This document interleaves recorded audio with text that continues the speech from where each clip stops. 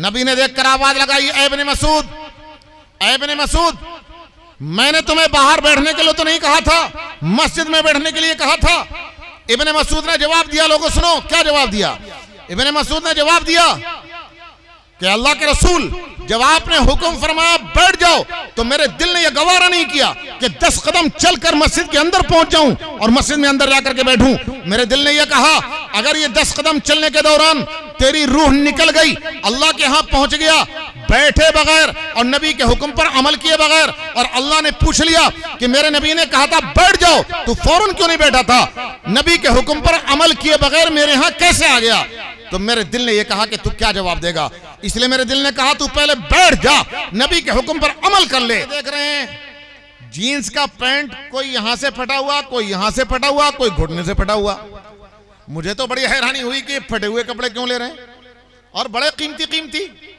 एक एक पैंट की कीमत 5-5 हजार रुपए, 5-5 हजार का पैंट देख रहे हैं और फटा हुआ है सब, कोई सही सालिम नहीं।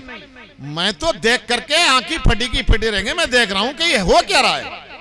खैर, उस लड़के ने एक जोड़ा बेहतरीन सी एक शर्ट और एक बेहतरीन सा पैंट फटा हुआ ले लिया और लेकर के चला गया।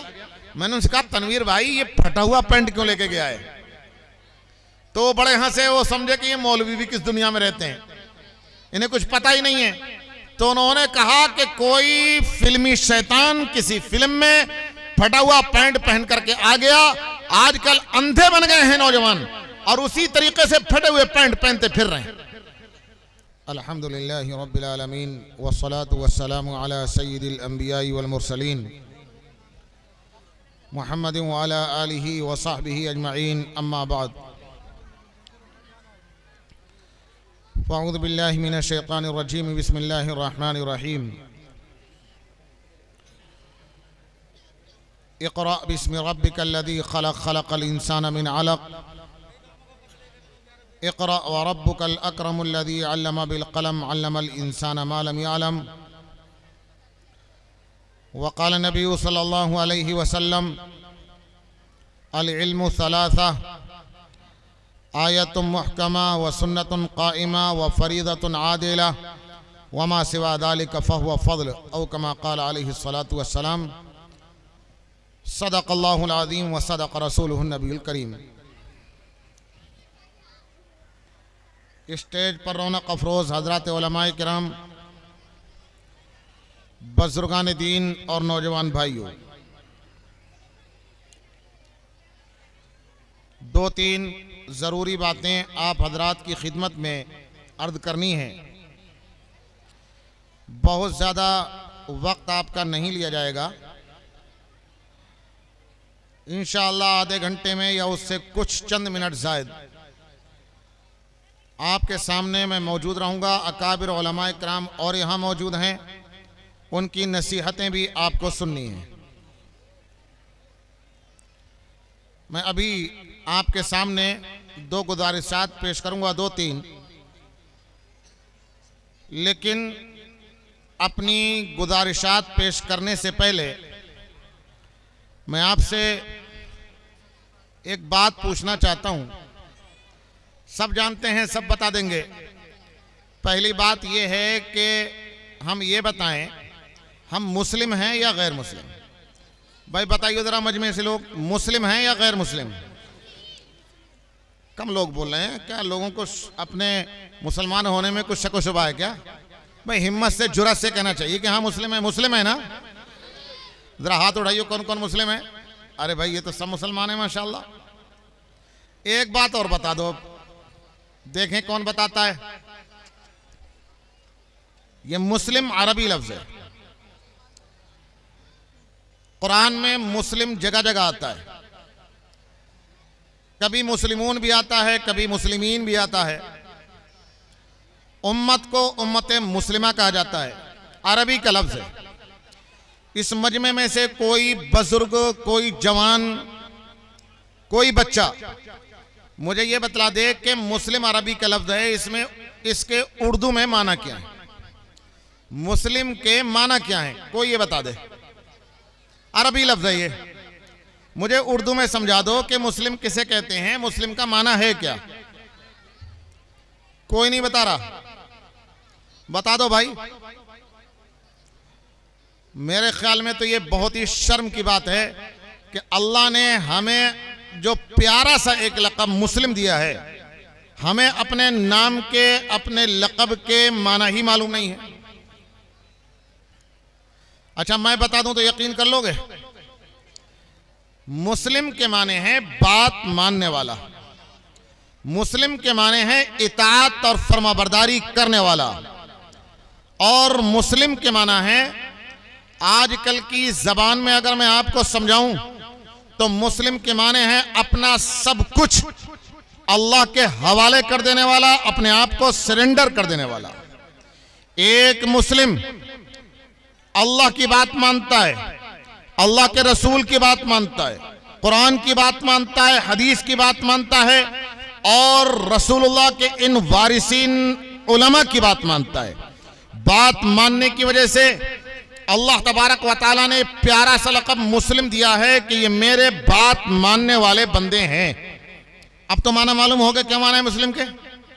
नहीं मालूम हुए? अभी भी नहीं मालूम हुए क्या माना है मुस्लिम के?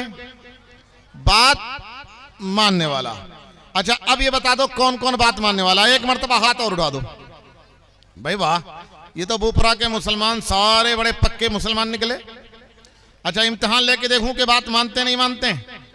सिर्फ जो पिंडाल में बैठे हैं उन्हीं से बात नहीं, जो इधर उधर खड़े हैं उनसे भी मैं इम्तिहान लेके देखता हूं मुस्लिम है या नहीं, ये देखना है। मुस्लिम के माने बात मानने वाले के हैं, ये देखता हूं कि बात मानते या नहीं मानते। मानेंगे? दो चीजों को मनवा के देखता हूं कौन कौन मानता है। एक बात तो ये मान लो कि ये जितने पीछे हैं अपने आगे की जगह को पुर कर लें, हर शख्स अपनी जगह से उठकर आगे को बढ़ जाए, जगह खाली ना रहे, और जो पीछे खड़े हैं वो आगे आके बैठ जाएं, पिंडाल में आ जाएं। अरे नौजवानों जो बाहर खड़े हो आ जाओ, अंदर आ जाओ, पिंडाल में आ जाओ। हाँ भाई देखो छोटे छोटे बच्चे भी मुसलमान हैं, बड़े पक्के मुसलमान। भाई बोपरे के मुसलमान तो बड़े पक्के मुसलमान निकले। मैं तो 2 दिन से यही बताते बताते थक गया कि किस गांव में मुझे जलसे में जाना है। कोई कहे भोपरा, कि नहीं भोपरा नहीं, बोपुरा, झटका लेके बताना पड़ता है। माशाल्लाह अब देखो एक माहौल सा बन गया। ये जो बाहर नौजवान खड़े आ जाएं, अरे बच्चों आ जाओ, जो कुर्ता पैजामे में खड़े हो ना आ जाओ, बैठ जाओ। वो नहीं सुन रहे, उनके कान में कुछ पड़ गया। अच्छा एक बात और मानोगे? मानोगे भाई? एक बात और मानोगे? नहीं मानोगे? जितने लोग यहां बैठे हैं, ए बेटा ये मोबाइल बंद कर ले, जितने लोग बैठे हैं कोई शख्स आधे घंटे के लिए मोबाइल हाथ में ना रखे, सब बंद करके जेब में रख ले। हलाल हराम का मसला तो पूछिएगा मौलाना आमिर साहब से और मौलाना अतहर साहब से कि हलाल है वीडियो बनाना या हराम।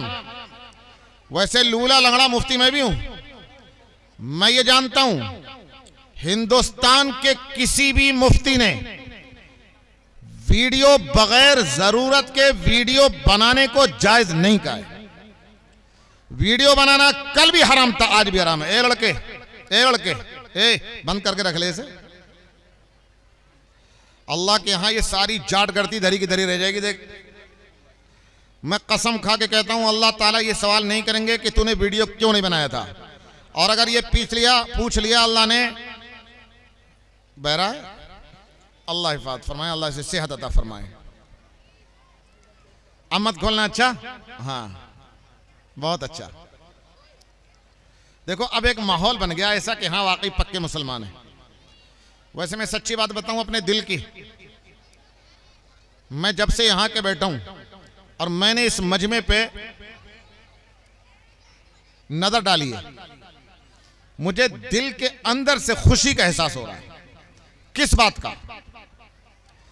इस बात का कि इस मजमे में नौजवान मेरे भाई ज्यादा हैं, बुजुर्ग और बूढ़े कम हैं।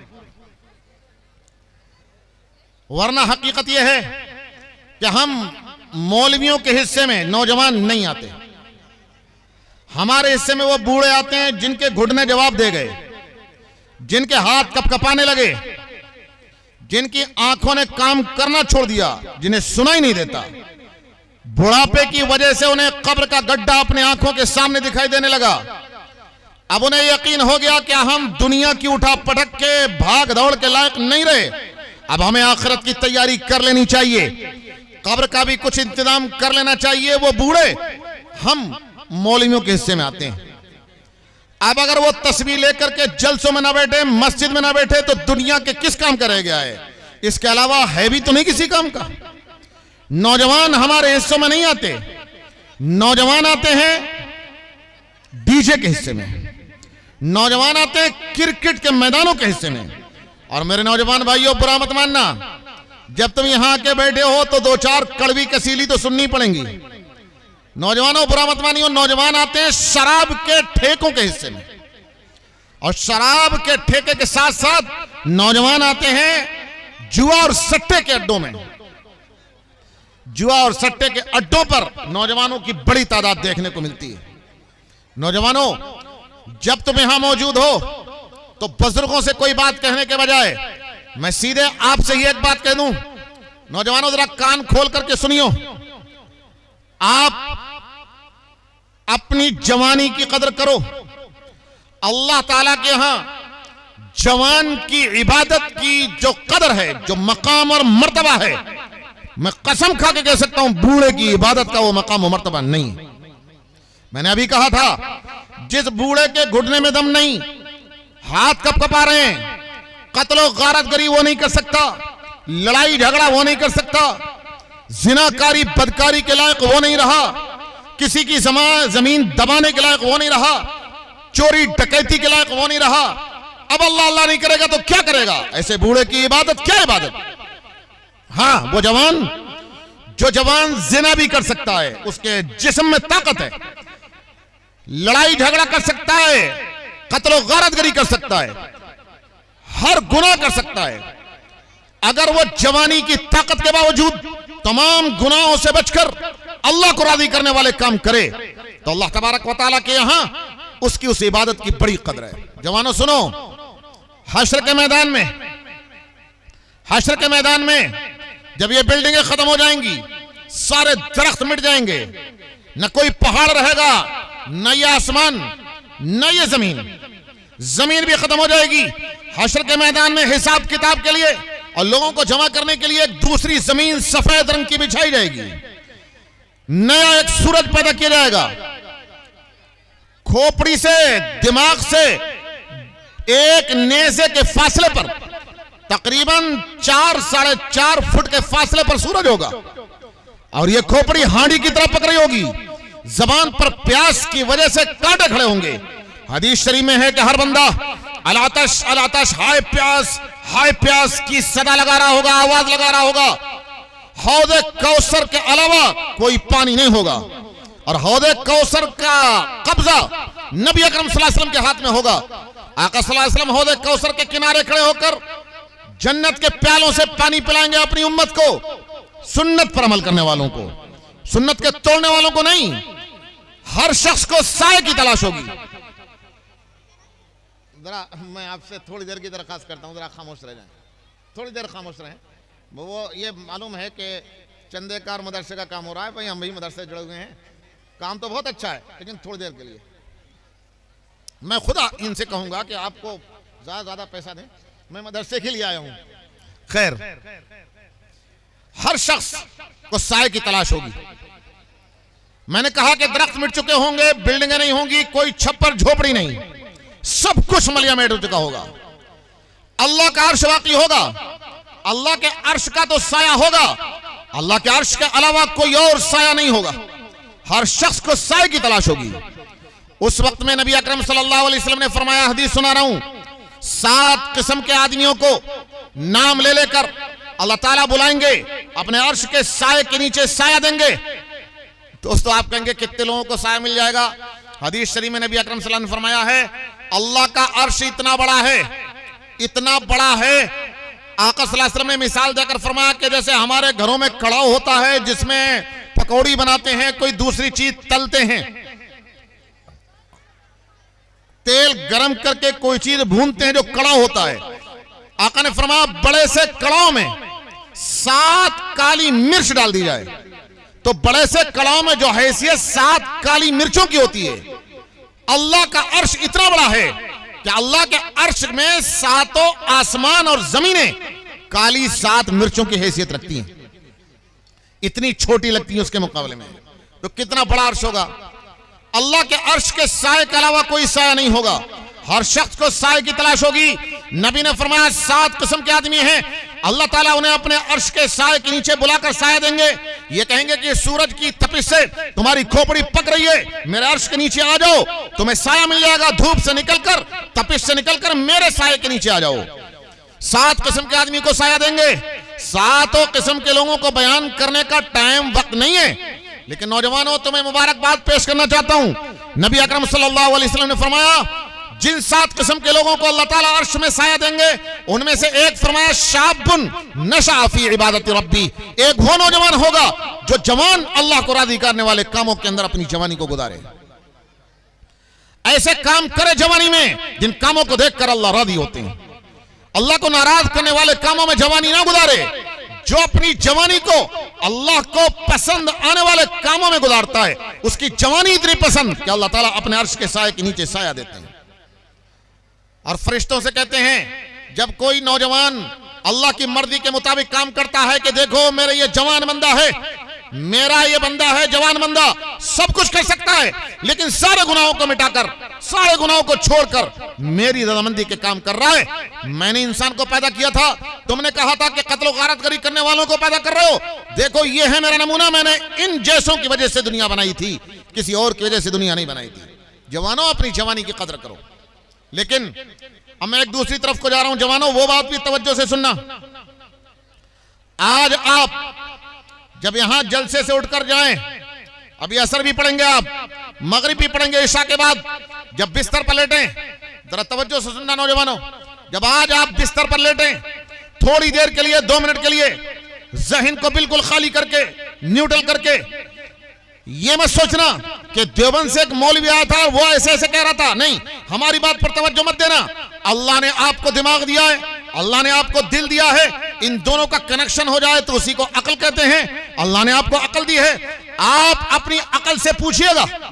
नौजवानों बिस्तर पर लेटकर बिल्कुल आजाद होकर आज अपनी अकल से पूछिएगा कि तुम जिस रास्ते पर चल रहे हो वो सही है या गलत। आज ये पूछ लीजिएगा, जिस रास्ते पर आप चल रहे हो वो रास्ता सही है या वो रास्ता गलत है। क्या हुआ, माइक नहीं चल रहा? सही कर लो भाई, माइक ठीक हो गया, आवाज आ रही है, बहुत अच्छा। मैं कह रहा हूं अपने नौजवान भाइयों से, आज बिस्तर पर लेट कर ये सोचना कि तुम जिस रास्ते पर चल रहे हो रास्ता सही है या गलत। ये भी सोचना तुमने अपनी जिंदगी के लिए जिसको आइडियल बना रखा है, जिसको नमूना बना रखा है, और जिन लोगों की तरह तुम अपनी जिंदगी बनाना चाहते हो, क्या वाकई तुम्हें उनके पीछे चलना चाहिए? तुमने अपना रहबर, कायद, लीडर, रहनुमा किसको बना रखा है, और किसके पीछे पीछे तुम चल रहे हो? जिनके पीछे चल रहे हो क्या वाकई उनके पीछे चलना चाहिए या किसी और के पीछे हमें चलना चाहिए?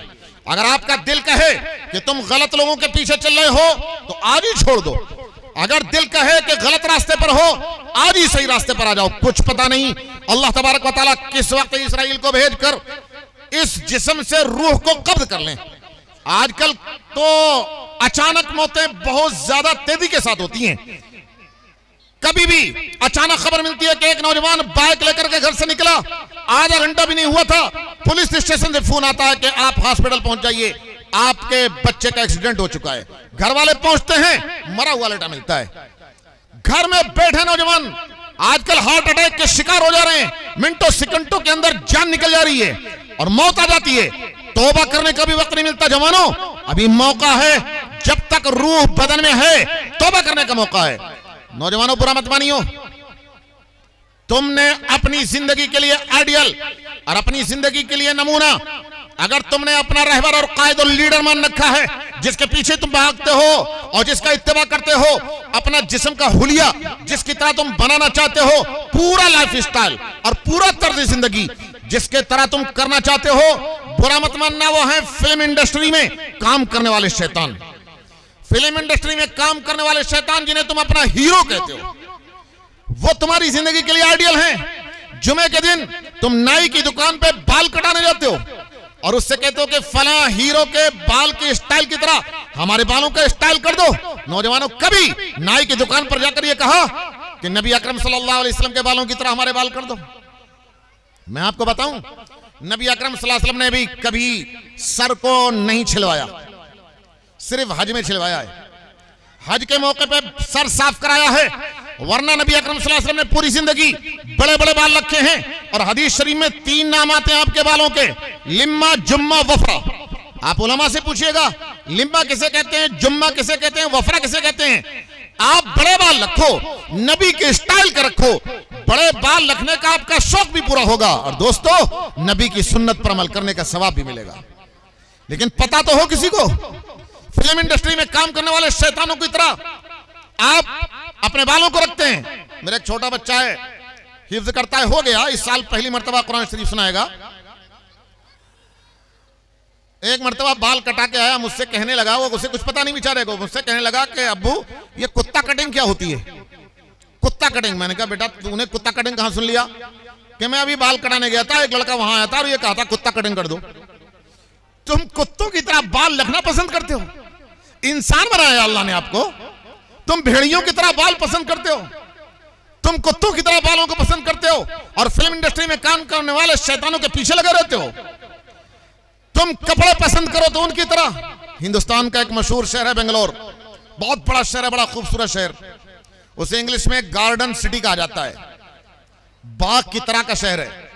10वीं मर्तबा 20वीं मर्तबा वहां जाना हुआ है। वहां एक हमारे दोस्त हैं तनवीर भाई, रेडीमेड का शोरूम उनका बहुत बड़ा सा। एक मर्तबा हमसे कहने लगे कि 2 मिनट के लिए रेडीमेड के हमारे शोरूम पे चलिए, दुआ कर दीजिए अल्लाह बरकत दें। हम चले गए, हमारा तो काम ही है दुआ देना मुसलमानों को। हम चले गए, रमजान का महीना, उन्होंने अपने काउंटर पे हमें बिठा दिया, बड़ा सा शोरूम। एक नौजवान आया, एक नौजवान का 2 लड़के साथ साथ, दोस्त साथ साथ आए। उन्होंने कहा कि हजरत 2 मिनट बैठिए, मैं इनको निपटा दूं, फिर आप दुआ करा दीजिएगा। हमने कहा चलो तुम्हारे घर आके निपटा दो। मैं अब देख रहा हूं, कपड़े देख रहे हैं, जीन्स का पैंट कोई यहां से फटा हुआ, कोई यहां से फटा हुआ, कोई घुटने से फटा हुआ। मुझे तो बड़ी हैरानी हुई कि फटे हुए कपड़े क्यों ले रहे हैं, और बड़े कीमती। एक एक पैंट की कीमत 5-5 हजार रुपए, 5-5 हजार का पैंट देख रहे हैं और फटा हुआ है सब, कोई सही सालिम नहीं। मैं तो देख करके आंखी फटी की फटी रहेंगे, मैं देख रहा हूं कि ये हो क्या रहा है। खैर, उस लड़के ने एक जोड़ा बेहतरीन सी एक शर्ट और एक बेहतरीन सा पैंट फटा हुआ ले लिया और लेकर के चला गया। मैंने उनसे कहा तनवीर भाई ये फटा हुआ पैंट क्यों लेके गया है? तो बड़े हंसे, वो समझे कि ये मौलवी भी किस दुनिया में रहते हैं, इन्हें कुछ पता ही नहीं है। तो उन्होंने कहा कि कोई फिल्मी शैतान किसी फिल्म में फटा हुआ पैंट पहन करके आ गया। आजकल अंधे बन गए हैं नौजवान और उसी तरीके से फटे हुए पैंट पहनते फिर रहे हैं। खैर, मैं ये कहना चाह रहा हूं कि तुम अपनी जिंदगी के लिए नमूना बनाए हुए हो फिल्म इंडस्ट्री में काम करने वाले शैतानों को और क्रिकेट के स्टेडियम में उछल कूद करने वाले अवबाशों को। तुम आज ये सोच लेना कि हम जिसके पीछे चल रहे हैं ये फिल्म में काम करने वाले शैतान और क्रिकेट के मैदान में उछल कूद करने वाले अवबाश, क्या हमें इन्हीं के पीछे चलना चाहिए या किसी और के पीछे चलना चाहिए? नौजवानों, मैं बताऊं तुम्हें किसके पीछे चलना चाहिए। एक सहाबी हैं हजरत साद रज़ी अल्लाह ताला अन्हु, सन 4 हिजरी के आखिर में या 5 हिजरी के शुरू में, सन 4 हिजरी के आखिर में या 5 हिजरी के शुरू में गज़वे खंदक हुआ है। गज़वे खंदक में उनके हाथ में तीर लगा, बाजू पर तीर लग गया, रग कट गई। आजकल की तरह सर्जन नहीं थे, टांके लगाने का सिस्टम नहीं था कि टांके लगाकर इंजेक्शन लगाकर खून को रोक दिया जाता। मेडिकल साइंस इतनी तरक्की याफ्ता नहीं थी और इतने ऊपर तक नहीं पहुंची थी।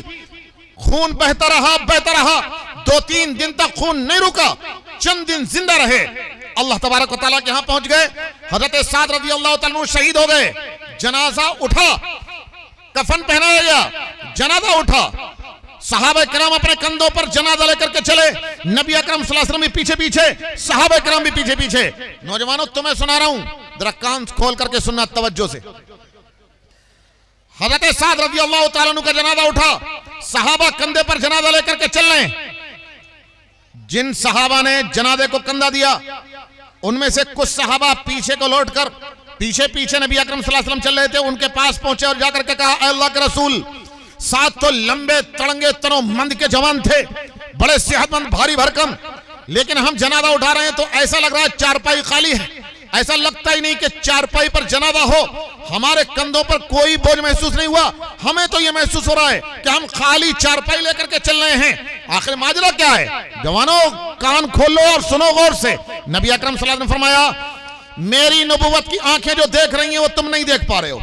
अल्लाह ने मुझे नबी वाली आंखें दी हैं, तुम्हारे पास नबी वाली आंखें नहीं हैं। मैं देख रहा हूं कि अल्लाह ताला ने आसमान से साद के जनाजे में शिरकत करने के लिए 70,000 ऐसे फरिश्ते भेजे हैं जो आज से पहले कभी जमीन पर उतरे ही नहीं। पहली मर्तबा जमीन पर उतारा गया आसमान से 70,000 फरिश्ते साद के जनाजे में शिरकत करने के लिए आए। फरमाया कि उन फरिश्तों ने साद के जनाजे को अपने कंधों पर उठाया हुआ है। तुम्हारे कंधों पर साद का जनाजा है ही कहां कि तुम्हें बोझ महसूस हो। जवानों, साद के रास्ते पर चलो और साद के नक्शे कदम पर चलो। दीन की खातिर, दीन को मजबूत करने के लिए, इस्लाम को मजबूत करने के लिए अपनी जवानी को खपा दो। अल्लाह की कसम खाकर कहता हूं, जो अल्लाह साद के जनाजे में फरिश्ते उतार सकता है वो अल्लाह तुम्हारे जनाजे में भी फरिश्ते उतार सकता है। एक किस्सा अगर चाहो तो और सुना दूं। एक जवान साहबी हैं, हजरत हंजला रज़ी अल्लाह ताला अन्हु, जवान साहबी थे, शादी हो चुकी थी।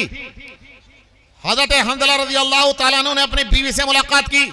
बीवी से मुलाकात करने की वजह से गुस्ल फर्ज हो जाता है, हर आदमी जानता है।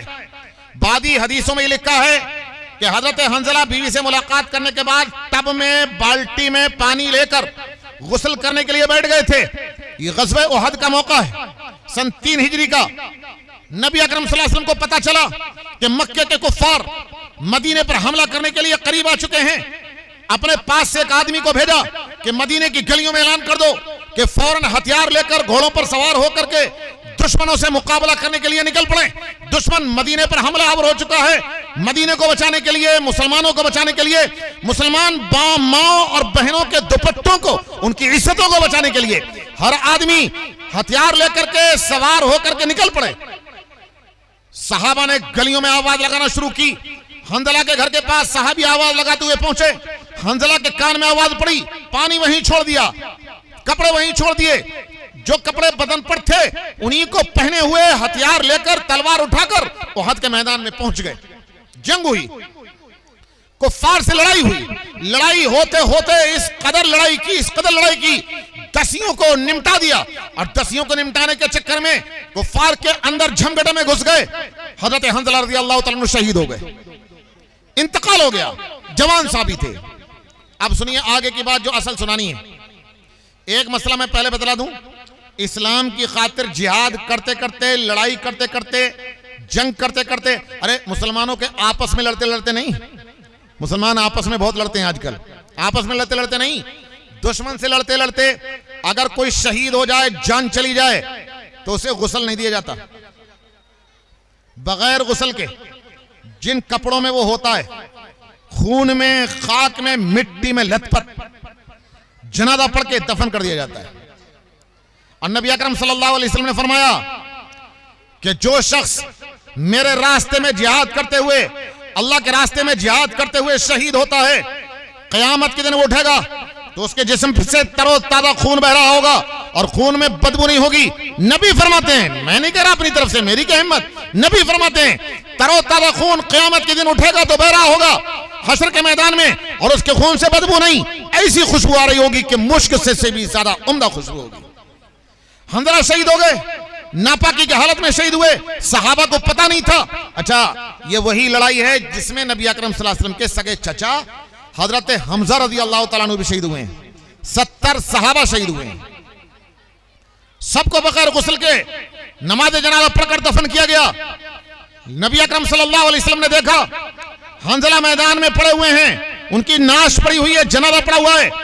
जन्नत के फरिश्ते जन्नत के बर्तनों में जन्नत का पानी लेकर उतरे और हंजला के पास बैठकर हंजला को गुस्ल देने लगे। नबी अकरम सल्लल्लाहु अलैहि वसल्लम को हैरत हुई। दो हैरत कि एक तो ये कि शहीद को गुस्ल नहीं दिया जाता, तो फिर हंजला को गुस्ल क्यों दिया जा रहा है। दूसरा ये कि शहीद तो यहां मेरे चचा भी हुए हैं, जिन्हें तमाम शुहदा का सरदार कहा गया है। हजरत हमजा को कहा गया सैयदुल शुहदा, तमाम शुहदा का सरदार उनको कहा गया है कि शहीद तो मेरे चचा भी हुए हैं, लेकिन उन्हें गुस्ल देने के लिए तो फरिश्ते नहीं आए। तो पहली बात तो यह कि शहीद को गुस्ल क्यों, और गुस्ल देने के लिए भी जन्नत के फरिश्ते आ रहे हैं क्यों, जन्नत का पानी लेकर जन्नत के बर्तनों में, आखिर ये फजीलत क्यों। साहबा से पूछा कि हंज़ला की क्या खास बात है। साहबा ने कहा हमें तो कुछ पता नहीं ये क्या खास बात है। कहा घर पूछा तो बीवी ने बतलाया कि मुझसे मुलाकात की थी, गुस्ल नहीं कर पाया था, नापाकी की हालत में जिहाद करने के लिए निकल गए थे और नापाकी की हालत में ही शहीद हो गए। नबी अकरम सल्लल्लाहु अलैहि वसल्लम को यह बात मालूम हुई तो आका ने फरमाया कि बस यही बात है। अल्लाह ताला को यह अदा इस कदर पसंद आई, अल्लाह ताला ने कहा कि हंज़ला अगर तू नापाकी की हालत में शहीद होता है और अपनी जवानी की जान को, कीमती जान को मेरे हवाले कर देता है और तू कुर्बानी दे देता है मेरे दीन की खातिर, तो नापाकी की हालत में कुर्बान हुआ तो क्या हुआ, मेरे जन्नत की मुकद्दस मखलूक और मेरी पाकीज़ा तरीन मखलूक फरिश्ते ये किस दिन काम आएंगे। इस पाकीज़ा मखलूक से, जन्नत के पानी से मैं तेरी नापाकी को दूर करा दूंगा। नौजवानों, ये सहाबा हैं जिनके पीछे चलना है, ये हमारे नमूना होने चाहिए।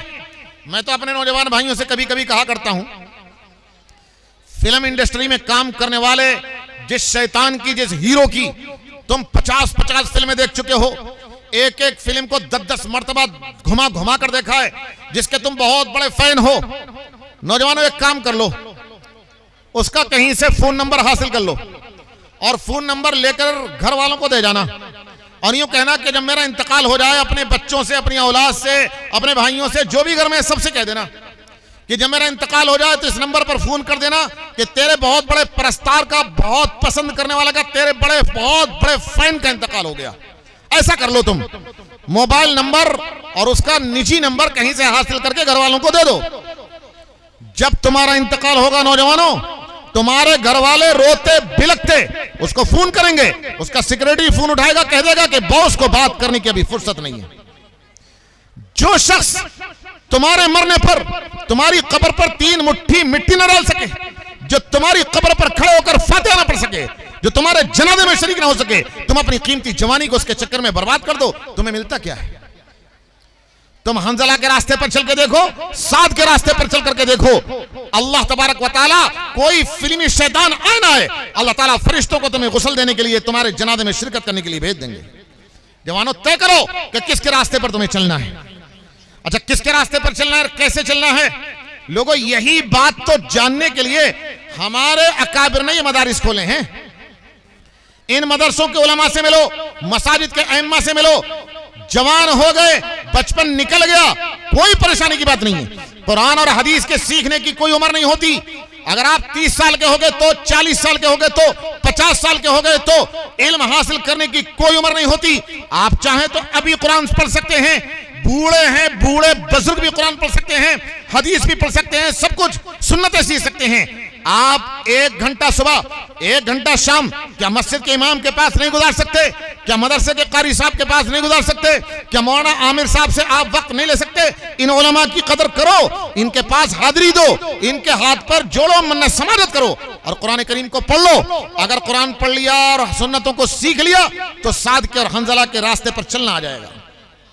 ये मुजफ्फरनगर पार कीजिए, गंगा के उधर बिजनौर है। बिजनौर में एक बहुत बड़ा कस्बा है नजीबाबाद, सब जानते हैं, बड़ी नगर पालिका।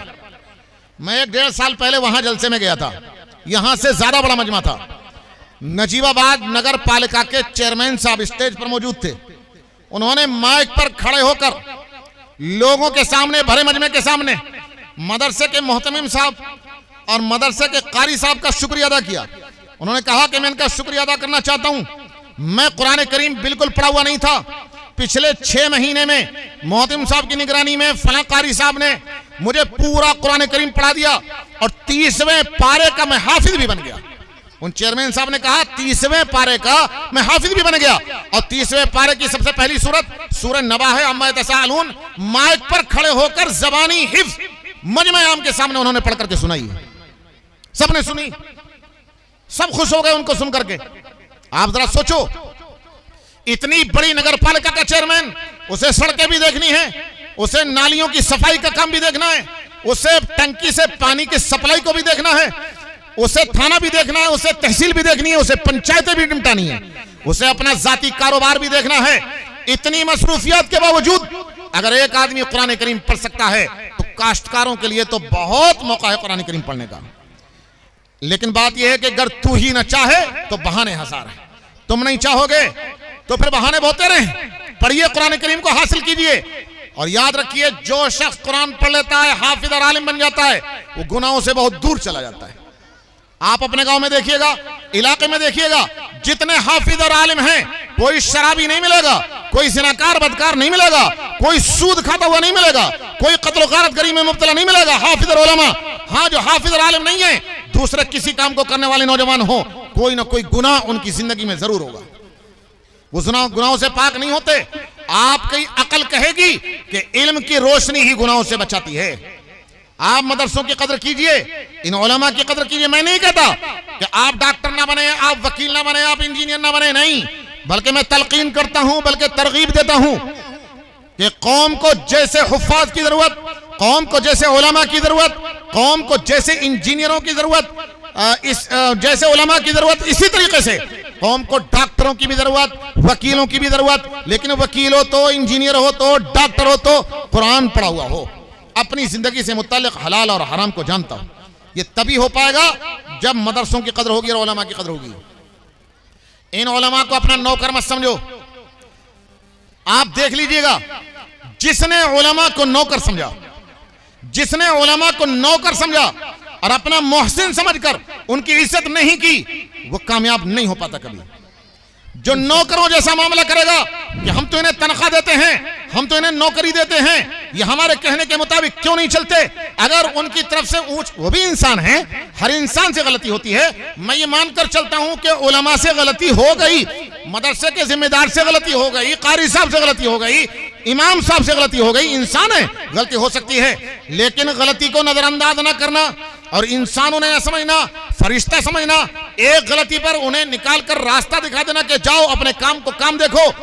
साल 2 साल 4 साल पर इमामों को बदलते रहना, उलमा को बदलते रहना, ये उलमा की शान निशान कदर नहीं है। इनके मकाम और मर्तबे को समझो, ऊंच नीच होती है, नजरअंदाज कीजिए और आप इनसे काम लीजिए, फिर देखिए कि कितना काम करते हैं, कितना नहीं करते हैं, फिर मदरसे में चमक पैदा होती है या नहीं होती है। इन उलमा की कदर करोगे, अल्लाह तबारक व तआला के यहाँ भी सुरखरुई हासिल होगी और यहाँ पर भी सुरखरुई हासिल होगी। अगर दिल में यह बात बैठ जाए कि ये उलमा मदरसों में अपने पेट के लिए नहीं है बल्कि हमारे दीन की खातिर हैं, तो बात बन जाए, बिल्कुल बात बन जाए। आखिरी बात कह के मैं अपनी बात खत्म करूंगा, अभी हमें असर की नमाज भी पढ़नी है।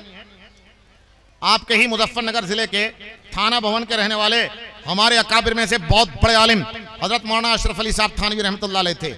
अब तो वो शामली जिला हो गया है। ये मुजफ्फरनगर में, शामली में, ये बागपत में है। वो थाना भवन शामली जिले में है, पहले तो मुजफ्फरनगर में ही था। इसी इलाके के हैं, हमारे इलाके के हजरत मौलाना अशरफ अली साहब थानवी रहमतुल्लाह अलैह मेरठ शहर में बयान फरमा रहे थे। बड़े जलाली किस्म के आलिम थे, मेरठ शहर में बयान फरमा रहे थे। उनकी खुतबात में लिखा हुआ है, जलाल आ गया बयान करते करते और कहा लोगों से कि लोगों, तुम्हारे जिस्म में ताकत है तो उन्हें उलमा के जिस्म में भी ताकत है। ये अपने पेट के लिए मस्जिदों और मदरसों में नहीं पड़े हैं। जैसे तुम्हारे 4 हाथ पांव, इनके भी 4 हाथ पांव हैं। अगर ये मदरसों से निकल गए तो अपने पेट के लिए, जैसे तुम खेती करते हो, कोई खेत में चला जाएगा, कोई खेती बाड़ी में लग जाएगा, कोई दुकान लेकर बैठ जाएगा, कोई मेहनत मजदूरी करेगा, सुबह को निकलेगा, शाम को 500 रुपए लेकर घर में दाखिल होगा। ये अपने पेट का इंतजाम तो मदरसों से निकलकर कहीं कर लेंगे। ताकत तुम्हारे अंदर है, ताकत इनके अंदर भी है। ये अपने पेट का इंतजाम कर सकते हैं। तुम ये मत समझो कि ये अपने पेट के लिए पड़े हैं, नहीं, तुम्हारे दीन के लिए पड़े हैं। फिर फरमाया कि लोगों ये सोचो, अगर ये मस्जिदों से निकल गए और मस्जिदों से निकल गए, मदरसों को मस्जिदों को खाली कर दिया, ये अपने पेट का कहीं ना कहीं इंतजाम कर लेंगे, लेकिन तुम्हारी नई नस्ल का, तुम्हारे बच्चों के इस्लाम का, ईमान का क्या बनेगा। इसलिए इनका एहसान मानो कि ये मदरसों को आबाद किए हुए हैं और ये मस्जिदों को आबाद किए हुए हैं। 1 मिनट के लिए फर्ज कर लो, 1 मिनट के लिए फर्ज कर लो कि सारे मदरसे बंद कर दो। आज की तारीख में सारे मदरसे बंद हो जाएं। अगले 50 साल के बाद आप गौर करें, जो इस वक्त हाफिज हैं, आलिम हैं, धीरे धीरे उनकी उम्रें बढ़ेंगी और वो खत्म होते चले जाएंगे, अल्लाह के यहां पहुंच जाएंगे। अगले 50, 60, 70 साल के बाद आपको मस्जिदों के मीनारों से अल्लाह अकबर की सदा बुलंद करने वाला कौन मिलेगा? आपके जनाजों को पढ़ाने वाला कौन मिलेगा? पुरानी हिस्ट्री को, तारीख को पढ़ के देखिए। अब तो इस इलाके में देवबंद की बरकत से, मदारिस सहारनपुर की बरकत से और दूसरे मदारिस की बरकत से गांव गांव के अंदर उलमा मौजूद हैं। 250-300 साल पहले की हिस्ट्री और तारीख पढ़ करके देख लीजिए। इसी इलाके के अंदर 24-24 घंटे जनाजा रखा रहता था। 10-10, 20-20 किलोमीटर दूर जाकर, पैदल चलकर जाकर कोई आलिम हाफिज जी होते थे, उन्हें बुलाकर लाया जाता था, तब जनाजा पढ़ने वाला आता था, वो जनाजा पढ़ाता था, तब दफन किया जाता था। इसी इलाके की बात है। आज अल्लाह ने करम किया कि गांव गांव के अंदर उलमा हैं। अगर इनकी नाकदरी की, कुछ पता नहीं, अल्लाह तबारक व तआला दोबारा कहीं वैसे ही माहौल पैदा ना कर दे, बच्चा पैदा हो, अल्लाह अकबर की सदा लगाने वाला, उसके कान में अजान पढ़ने वाला कोई ना मिले। रमजान आ जाए, तरावी आ जाए, तरावी पढ़ाने वाला कोई हाफिज ना मिले। क्या भाई, अल्लाह तबारक व तआला उस मंजिल पर कहीं दोबारा ना पहुंचा दे, हमारी नाशुक्री की वजह से, हमारी नाकदरी की वजह से। शुक्र अदा करें, कदर करें, इज्जत करें, एहतराम करें। दोस्तों, मैं पूरे दिन तकरीर करता रहूं, क्या हासिल है अगर मैं अपनी कही हुई बातों पर अमल ना करूं? आप सुनी हुई बातों पर अमल ना करें, कुछ हासिल नहीं है। बंद कर ले बेटा इसे। अल्लाह ताला ने अगर मुझसे पूछ लिया क़यामत के दिन कि तकरीर करता था 1-1 घंटे तक, खुद अमल क्यों नहीं करता था, मेरे पास कोई जवाब नहीं होगा।